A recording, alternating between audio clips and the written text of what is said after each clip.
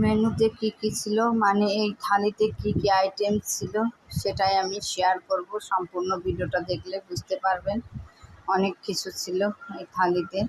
যাই হোক, এখানে আমি একটু সালাতে পেঁয়াজ আর শসা নিয়েছি, তার সাথে গরম ভাত আর আছে এখানে কাগজি লেবু, আর করেছি কিন্তু ফুলকপি দিয়ে আলু দিয়ে ভাজা, এটা করে নিয়েছি। আরও কি কি আইটেম আছে সেটাও শেয়ার করছি। এখানে আছে মসুরের ডাল কারি পাতা সম্বারা দিয়ে, এখানে আছে ট্যাংরা মাছের ঝাল, আর তার সাথে আরও কী কী রেখেছি সেটাও শেয়ার করব।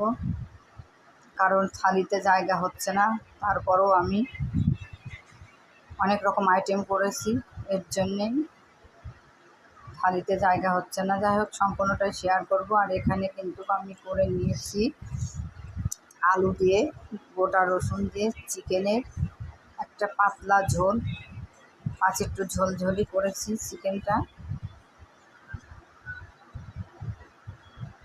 গোটা রসুন দিয়েই করেছি, ভীষণ ভালো লাগে গোটা রসুন, পাতলা করে করে নিয়েছি ঝোল। আর তার সাথে আরও কী রেখেছি সেটাও আমি শেয়ার করব।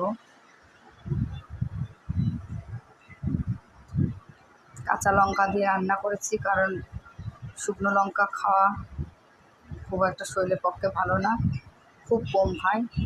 আর এখানে কিন্তু আমি করে নিয়েছি শেষ পাতে খাওয়ার জন্যে আমের চাটনি। এই থালিতে যে মেনুগুলো আছে কেমন লাগলো, অবশ্যই ভালো লাগলে লাইক কমেন্ট শেয়ার দিয়ে পাশে থাকবেন।